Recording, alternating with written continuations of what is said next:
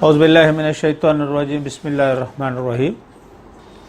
इन्ना अंज़लनाहु फ़ी लैलतिल क़द्र वमा अदराका मा लैलतुल क़द्र लैलतुल क़द्रि खैरुम मिन अल्फ़ि शहर तनज़्ज़लुल मलाइकतु वर्रूहु फ़ीहा बिइज़्नि रब्बिहिम मिन कुल्लि अम्र सलामुन हिया हत्ता मत्लइल फ़ज्र।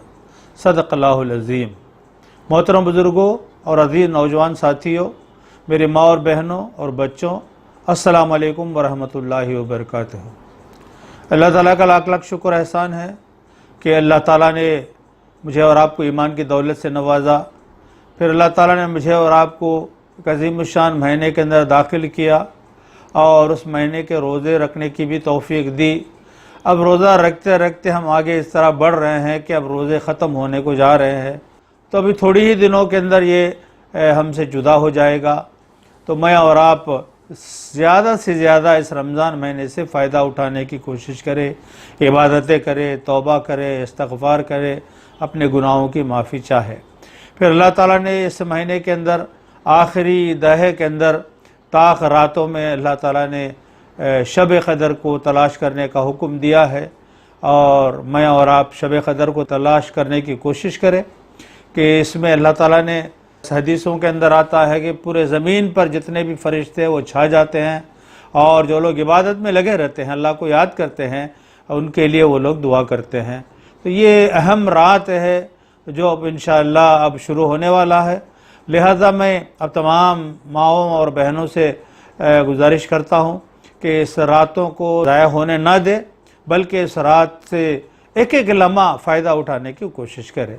अभी जो आयत मैंने तिलावत की है सूरह क़दर की, इसमें भी अल्लाह ताला ने यही तज़किरा किया है, और अल्लाह ताला इरशाद फरमाता है कि हमने इस कुरान को शब क़दर में नाजिल किया है, और तुम क्या जानो शब क़दर क्या है।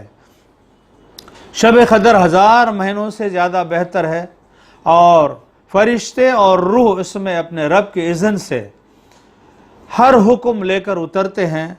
वो रात सरासर सलामती सलामत है, सुबह फजर तक, तुलूह फजर तक ये कहा गया है। इसके रात की अहमियत को अल्लाह ताला ने इस तरह सूरह क़दर में अल्लाह ताला ने बयान किया है।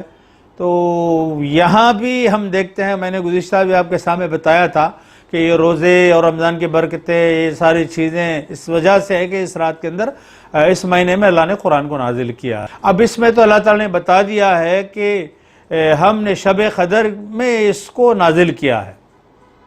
शब के माने रात है, क़दर वाली रात में अल्लाह ताला ने कुरान मजीद को नाजिल किया। और फिर अल्लाह ने फरमाया कि इस रात की इबादत अगर कोई करते हैं तो कहा गया है कि 1000 महीने आदमी मुसलसल इबादत करता है, उतना सवाब अल्लाह ताला इस एक रात के अंदर दे देगा। इतनी बड़ी अहमियत है। तो ये रात को हम वक्त को ज़ाया करने के बजाय, वक्त को बेकार में गुजारने के बजाय, हम इसका एक एक लम्हे का हम फ़ायदा उठाने की कोशिश करें। एक हदीस के अंदर बयान किया गया है, हज़रत अनस रज़ियल्लाहु ताला अन्हु रिवायत करते हैं कि नबी करीम सल्लल्लाहु अलैहि वसल्लम ने फरमाया, जब लैलतुल क़दर होती है तो जिब्राईल अलैहिस्सलाम मलाइका के एक झुरमट में उतरते हैं, यानी एक बड़े ग्रुप में आप उतरते हैं, और हर उस बंदे के लिए दुआ करते हैं जो उस वक़्त खड़ा हुआ या बैठा हुआ अल्लाह जल्ल जल का ज़िक्र कर रहा हो, यानी जाग रहा हो और इबादत कर रहा हो। तो ये हदीस के अंदर ये बताया गया है कि वो उन बंदों के लिए दुआएं करते हैं। तो ये रात बहुत भी बड़ी अहमियत है, और इसी रात में जब अल्लाह के रसूल सल्लल्लाहु अलैहि वसल्लम गारे हिरा के अंदर उनका बैठना मामूल था, इबादत करते थे, फिर आते थे, घर फिर जाते थे, फिर इबादत करते थे। तो एक रात हज़रत जिब्राईल अमीन आए और अल्लाह के रसूल सल्लल्लाहु अलैहि वसल्लम को लपेट लिया और कहा है कि इक़रा। हुज़ूर सल्लल्लाहु अलैहि वसल्लम ने फरमाया कि मुझे पढ़ना लिखना नहीं आता। तो हज़रत जिब्राईल अमीन फिर से उनको लपेट लेते हैं और छोड़ देते हैं, कहते हैं कि इक़रा। इस तरह 3 मरतबा हुज़ूर सल्लल्लाहु अलैहि वसल्लम को लपेट लेते हैं और छोड़ देते हैं, कहते हैं कि इक़रा बिस्मि रब्बिकल्लज़ी खलक़ खलक़ल इंसाना मिन अलक़ اقرا وربک الاکرم الذی علم بالقلم علم الانسان ما علم یعلم، یہ پہلی وحی ہے غار حرا کے اندر اسی رات کو، اس رات کی تلاش آج میں اور آپ کر رہے ہیں، اور اللہ تعالیٰ نے بھی کہا ہے کہ لیلۃ القدر کی رات میں ہم نے اس قرآن کو نازل کیا ہے۔ تو اتنی بڑی اہمیت کا حامل ہے نبی کریم صلی اللہ علیہ وسلم کو۔ یہ کس رات میں اللہ تعالیٰ نے نبی کریم صلی اللہ علیہ وسلم کو قرآن اتارا، نازل کیا ہے، پہلی وحی کب نازل ہوا ہے، آپ کو بتا دیا گیا ہے۔ بخاری کے اندر حدیث ہے، نبی کریم صلی اللہ علیہ وسلم کو بڑی خوشی ہوئی کہ اللہ تعالیٰ نے لیلۃ القدر کی رات کو بتا دیا ہے، اب یہ خوشخبری میں اپنے صحابہ کو سناؤں گا۔ اس خوشی کے مارے آپ گھر سے باہر نکلتے ہیں، دروازے کے باہر آتے ہیں تو آپ نے دیکھا کہ دو مسلمان آپس میں لڑ رہے تھے۔ نبی کریم صلی اللہ علیہ وسلم کی موجودگی میں، نبی کی موجودگی میں نبی کے امتی دونوں آپس میں لڑے اور جھگڑے۔ اس منظر کو دیکھ کر محمد مصطفیٰ صلی اللہ علیہ وسلم کو بہت تکلیف ہوا اور بہت رنج ہوا۔ آپ سوچنے لگے کہ میرے بندے، میرے صحابہ میرے موجودگی میں آپس میں لڑے۔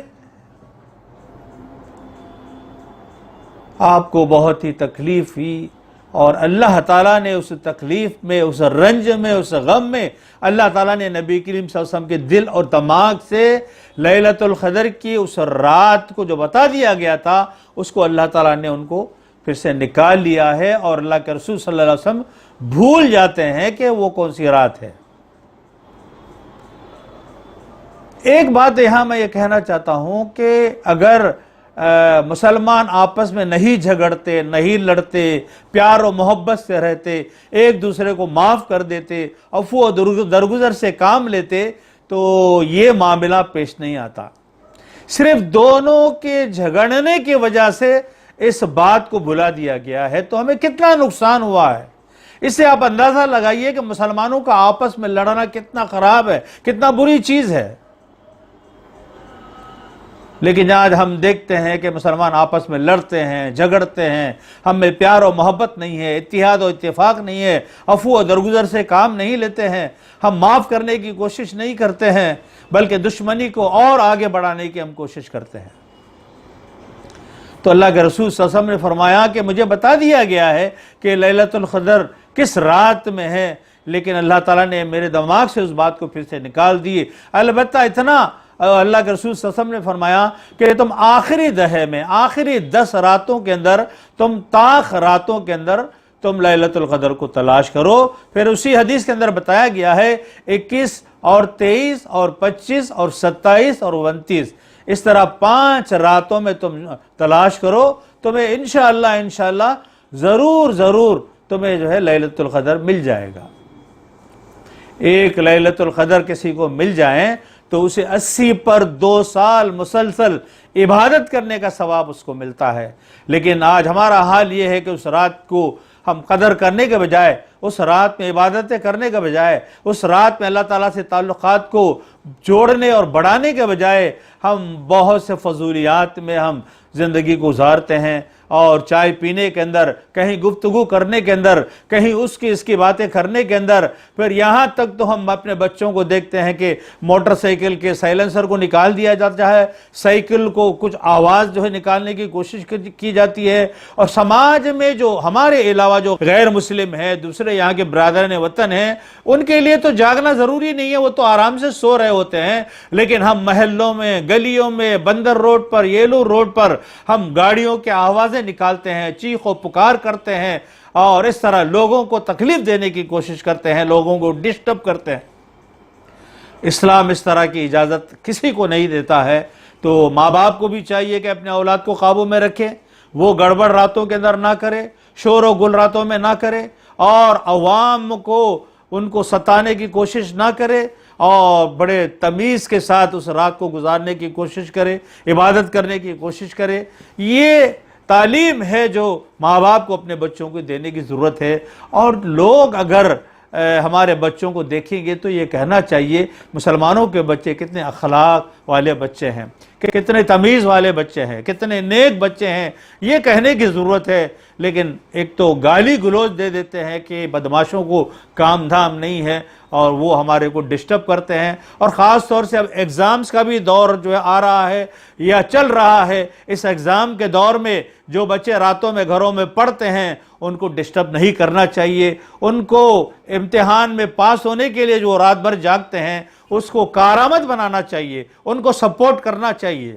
لیکن ہوتا یہ ہے کہ ہم بہت ہی شور و گل کرتے ہیں اور ہر چیز کو ہم ترک کر کے اس طرح کی چیزیں کرنے کی کوشش کرتے ہیں.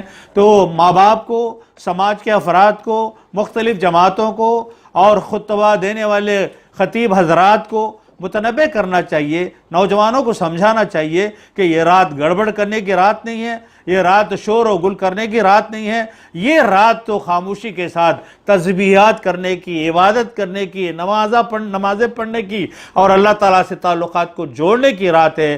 تم آخرت کو چاہتے ہو, تم اپنے گناہوں کی معافی چاہتے ہو تو تمہارے لیے بہترین موقع یہ رات ہے. اس رات کو تم عبادت کرو اور اللہ کی خوشنودی حاصل کرو اور اللہ سے معافی مانگو اور جنت حاصل کرنے کی کوشش کرو. اللہ سے دعا ہے کہ اللہ تعالیٰ یہ رات سب مسلمانوں کو ملے اور سارے نوجوانوں کو بھی راتوں میں عبادت کرنے کی توفیق عطا فرمائے. وآخر دعوانا ان الحمدللہ رب العالمین.